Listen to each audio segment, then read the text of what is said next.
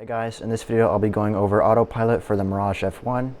Keep in mind, in this video I'm only going over attitude mode, altitude mode, and heading mode. The other two modes are route mode and glide mode. Those modes are heavily connected to the navigation system, so I go over those in the navigation video.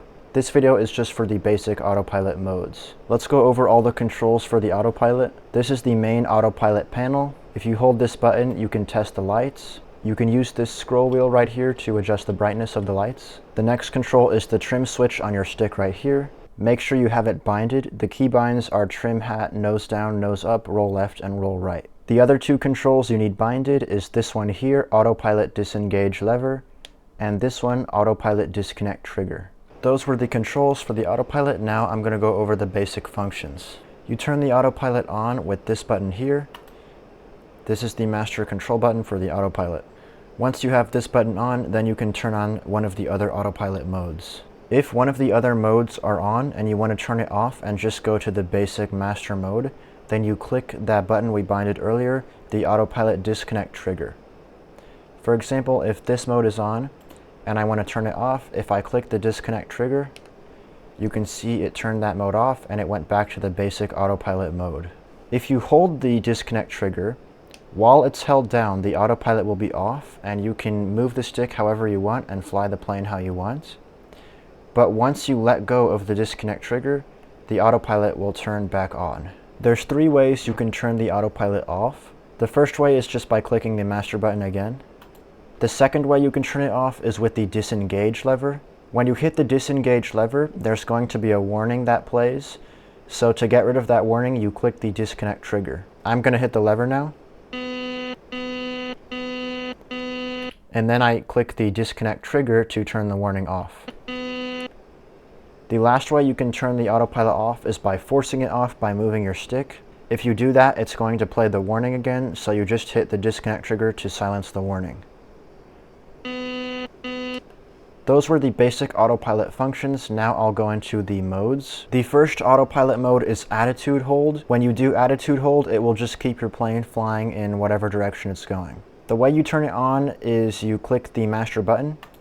When you click the master button, it turns on attitude mode. For example, let's say I point the plane up a little bit and bank it to the left, and then I click the autopilot. It's going to keep my plane however it was. One thing to keep in mind with attitude hold is that if your plane is less than 10 degrees rolled, then it will just keep flying you in that direction. But if your plane is rolled more than 10 degrees, and you click the autopilot button, then it will keep your plane in whatever bank you're in. The last thing to note about attitude mode is that there is a special trim mode. If I turn the autopilot on to go to attitude mode, the trim switch will work a little bit different than normal. Instead of trimming smoothly, it will trim in bumps. You can see when I hit the trim switch, the stick kind of bumps like that. Right now it's set to fly straight forward, but if I bump the trim switch to the left, then it will change the set heading a little bit to the left. If I bump the trim switch back, you can see it will point my plane up a little bit. Let's go over altitude mode. It's pretty straightforward. First, you turn on the regular autopilot button. Then you click the button that says alt, and that will just keep your current altitude. Last autopilot mode I'll go over in this video is the heading hold mode. To use heading hold mode, all you do is turn on the autopilot master and click the button that says cap.